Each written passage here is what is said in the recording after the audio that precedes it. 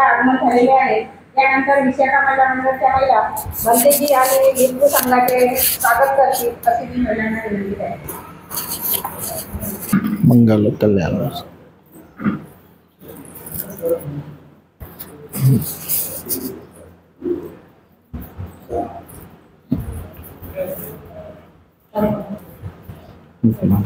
बंतेजी धम्म दर्शना देतील अशी मी आदरणीय बंतेजींना विनंती करते।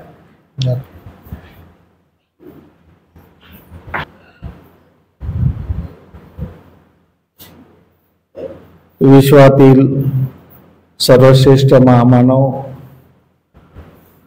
तथागत बुद्ध, चक्रवर्ती सम्राट अशोक, विश्वातील ज्ञानाचे प्रतीक, symbol of knowledge, symbol of equality, भारतीय राज्यघटनेचे निर्माता, बुद्धायन धम्मग्रंथाचे निर्माता, महामानव बोधिसत्व डॉक्टर बाबासाहेब आंबेडकर, समर्पित महिलांमध्ये अग्रगण्य मानणारी माता मातोश्री रमाई, सर्व महामानवांना अभिवादन। उपस्थित सर्व श्रावक संघ, भिक्खू संघ, सर्वांना नमो बुद्धाय, जय भीम।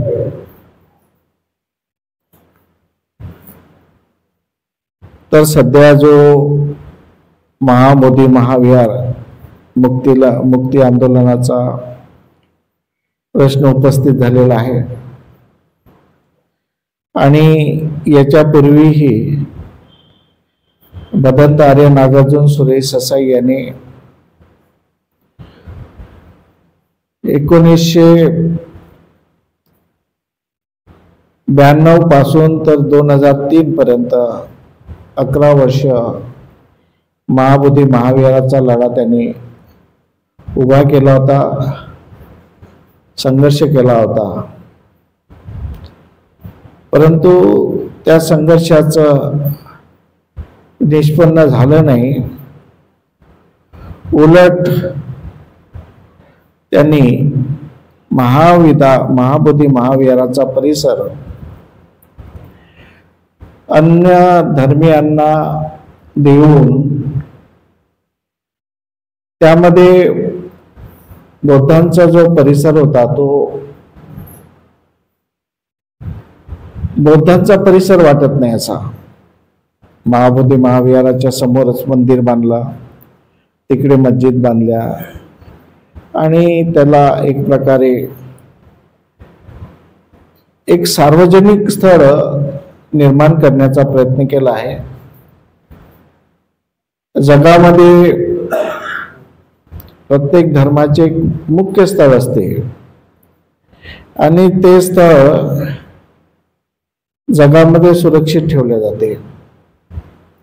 मक्का मदिना आहे, बाकी ख्रिश्चन लोकांचे स्थळ आहेत, ते मुख्य स्थळ सुरक्षित ठेवले जाते। परंतु भारतामध्ये जो वाद आहे तो अल्पसंख्याक आणि बहुसंख्याकाचा वाद आहे। आपला जो बुद्ध धर्माला न मानणारा वर्ग हा बहुसंख्याक आहे आणि बुद्ध धर्माला मानणारा वर्ग हा अल्पसंख्याक आहे। आपली संख्या फार कमी आहे, बिहारमध्ये तर खूपच कमी आहे, परंतु भारतामध्ये बौद्धांना मानणारा वर्ग जो आहे त्याची 1% सुद्धा लोकसंख्या नाही आहे। त्यामुळे समजून घ्या की भारतातील 1% वर्सेस 99% लोक ला त्याचं काही घेणं देणं नाही। त्यासाठी ते आपापल्या धर्माला मानणारे लोक आहेत ते। आणि ही 1% मागणी, परंतु ही जी मागणी आहे ही सत्य आणि न्यायावर आधारित आहे. आम्हाला या देशामध्ये सत्य आणि न्याय पाहिजे. जगाचं सर्वात महत्वाचं स्थान बुद्ध धर्मामध्ये जे स्थळ असेल तर महाबोधी महाविहार, पूर्ण जागतिक लेवलवर जे बौद्धांचं मुख्य स्थान आहे ते. आता हे मुख्य स्थान आहे की नाही आहे हे त्यांनी तपासून पाहावं. त्यानंतर महाबोधी महाविहार हे बौद्धाचं आहे की नाही आहे हे सुद्धा सत्य त्यांनी तपासून पाहावं. आणि या सगळ्या गोष्टी सत्य असतील तर त्यांनी न्याय दिला पाहिजे, सत्याला न्याय मिळाला पाहिजे. अशा प्रकारची मागणी असताना, सत्य आणि न्यायावर आधारित मागणी असताना सुद्धा आपल्याला का मिळू नये आणि का आपल्याला देऊ शकत नाही हा महत्वाचा मुद्दा आहे. ते कोणती परिस्थिती बघत आहे, ते केव्हा देणार आहे, कशामुळे आपल्याला मिळेल, हे सगळे प्रश्न या ठिकाणी आपल्या समोर उपस्थित होतात. आणि म्हणून आपला लढा सुरू आहे. पूर्वी किती वर्ष चालला, 92 पासून तर 2003 पर्यंत, म्हणजे जवळपास 11 वर्ष लढा चालला महाबोधी महाविहार मुक्तीचा. आणि त्यावेळेस काँग्रेसचं पूर्ण वर्चस्व होतं. असं काही विरोधी पक्षात तेवढा मजबूत नव्हता. तरी पण एक मानसिकता जी या देशामध्ये बनलेली आहे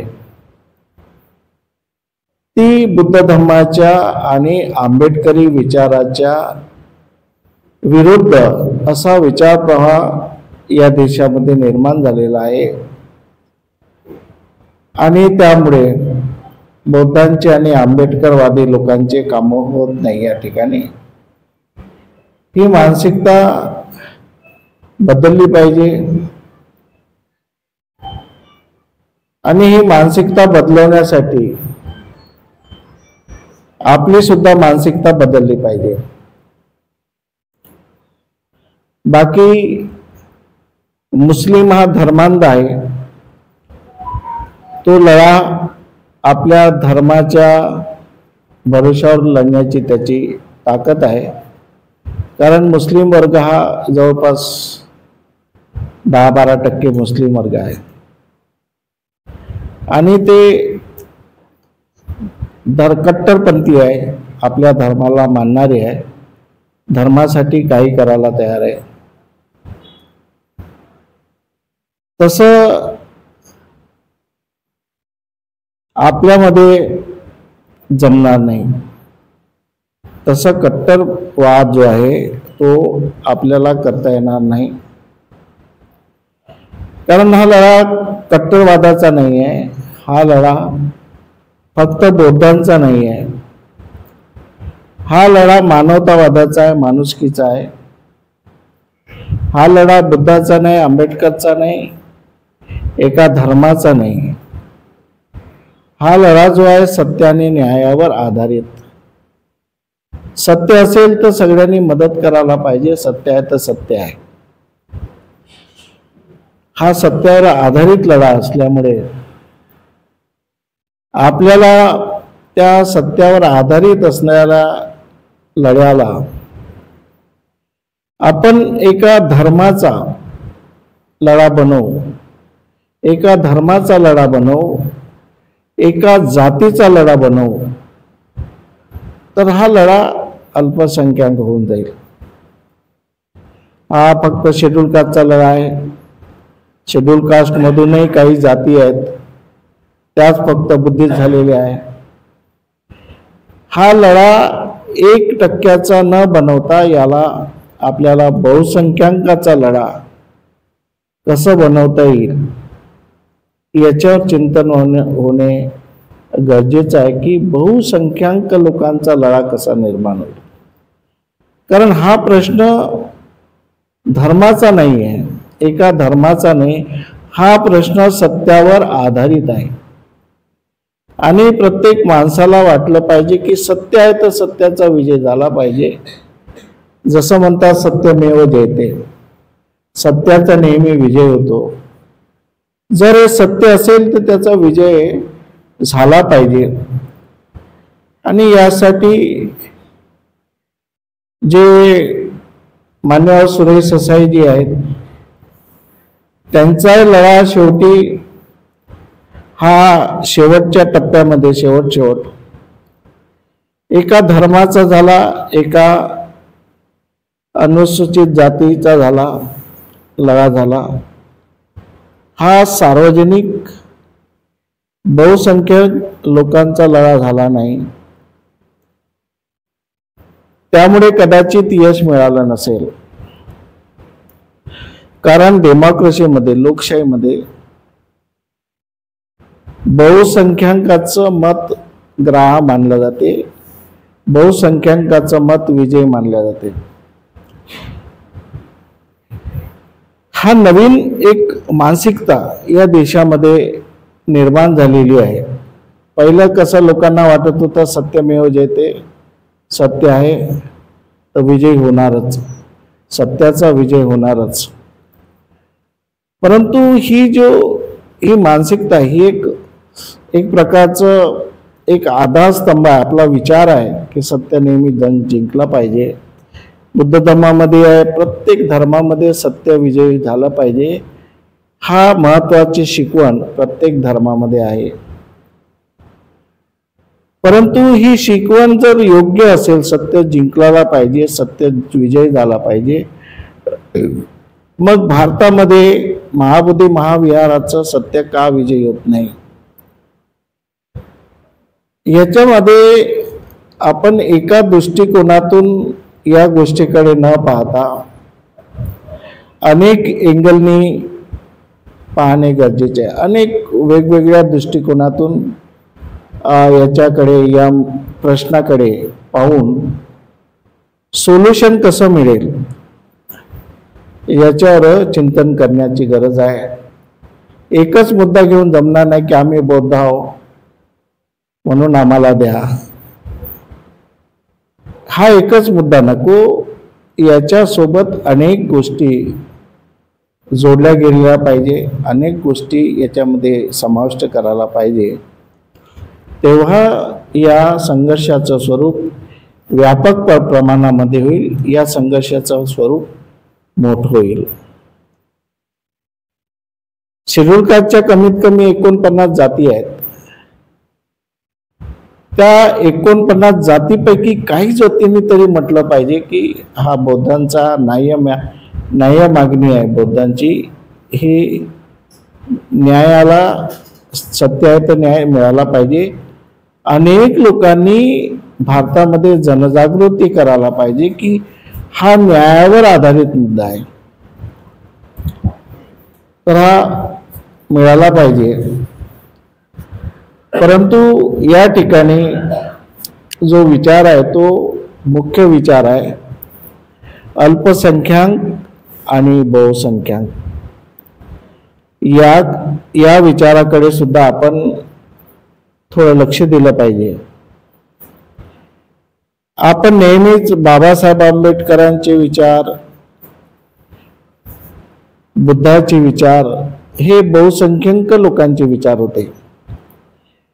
बाबासाहेबांचे जे तथागत बुद्धाचा जो आदेश होता सुरुवातीचा, तो आदेश होता बहुजन हिताय बहुजन सुखाय, लोकानुकंपाय आत्ता येताय देव मनुष्य. हा आदेश होता की माझा जो विचार आहे हा बहुजन लोकांसाठी आहे, अनेक लोकांसाठी आहे.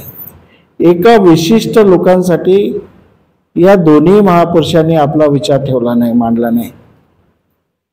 बहुसंख्य, परंतु आपण नेहमी बहुसंख्यावरून बाबासाहेबांनी आपली चळवळ उभी केली. ही सुद्धा बहुसंख्याकांची चळवळ होती. सुरुवातीला वेगवेगळ्या धर्माचे लोक, वेगवेगळ्या जातीचे लोक RBIच्या तिकीटवर निवडून आले. विचार करा, सुरुवातीची स्थिती होती RBIची किंवा शेड्यूल कास्ट फेडरेशनची, तर दुसऱ्या धर्माचे, दुसऱ्या जातीचे लोक उभे राहून निवडून आले. परंतु आपण त्याला कसं तोडत कसं त्याला आपण कमी, बहुजनावरून आपण अल्पसंख्याकांकडे येण्याची जी प्रवृत्ती आहे, ही जो आपला रास्ता आहे, हा मार्ग आहे, सध्याचा जो आपला मार्ग आहे तो बहुसंख्याकांकडून अल्पसंख्याकांकडे, हा उलट दिशेने आपला मार्ग आहे.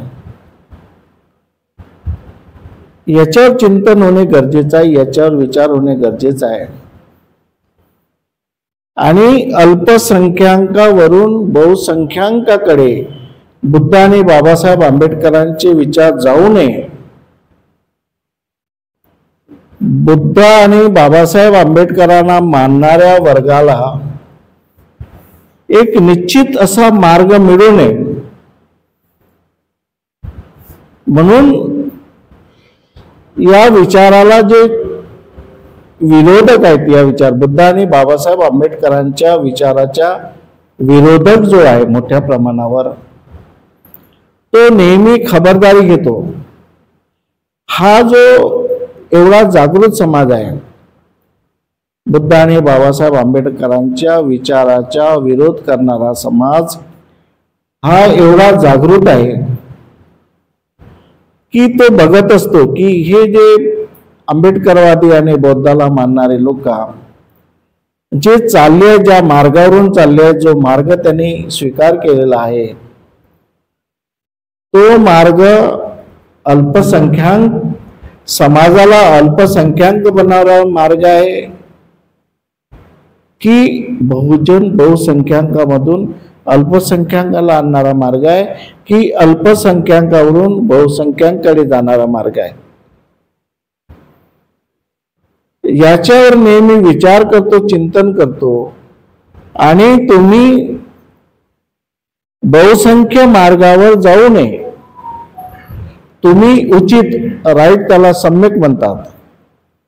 आपला समाज हा सम्यक मार्गाने जाऊ नये म्हणून नेहमी कटकारस्थान चालतात. हा जो आंबेडकरी समाज आहे, हा नेहमी बहुसंख्याकाकडून अल्पसंख्याक पर्यंत त्या मार्गाने यायला पाहिजे, अशा प्रकारचं एक षडयंत्र नेहमी केल्या जाते. आपल्याला षडयंत्र ओळखता आले पाहिजे. जे आंबेडकरी आणि बुद्धांचे जे विरोधक आहे, बौद्धांचे, त्यांचे अनेक प्रकारचे षडयंत्र असतात. ते षडयंत्र आपल्याला ओळखता आले पाहिजे. एकीकडे त्याने बुद्धाला विष्णूचा अवतार मानला. मग जर तुम्ही बुद्धाला विष्णूचा अवतार मानता, तुमचा बुद्ध आहे, तर महाविहार मुक्त करायला पाहिजे बौद्धांसाठी. तुमचे अनेक हिंदू मंदिर आहेत, मोठमोठे मंदिर आहेत. मग एक मंदिर, तुमच्या एवढ्या हिंदू मंदिरामध्ये एक बौद्धांचं मंदिर आहे आणि बौद्ध हा विष्णूचा अवतार आहे, तर ते बुद्धाला द्यायला नाही पाहिजे. जर तुम्ही त्या विचाराचे नसाल तर जाणून बुजून तुम्ही कपटकारस्थान करून बुद्धाला विष्णूचा अवतार मानून त्यांचा उलट हा विचार दाबण्याचा प्रयत्न, बौद्धांचा विचार दाबण्याचा प्रयत्न करत आहात, प्रयत्न केला जातो. अशी जे चालते षडयंत्र ते आपल्याला समजून घेणे गरजेचं आहे. आणि त्यासाठी जो आपलं नेतृत्व करतो आहे, दुसरी गोष्ट प्रत्येक चळवळी ह्या त्या चळवळीचं जे नेतृत्व करतात त्याच्यावर सुद्धा आपल्या चळवळीचं भवितव्य असते, यावर आपल्या भवितव्य असते. आणि म्हणून विचार करायला पाहिजे की नेतृत्व या चळवळीला कोणत्या दिशेने नेत आहे, नेतृत्व या दिशेला या विचाराला, या प्रश्नाला कशा पद्धतीने हाताळत आहे, याचा सुद्धा आपल्याला विचार करण्याची गरज आहे. कारण जे या ठिकाणी सत्ता आहे, बहुजनांची सत्ता आहे, बहुसंख्याक लोकांची सत्ता आहे,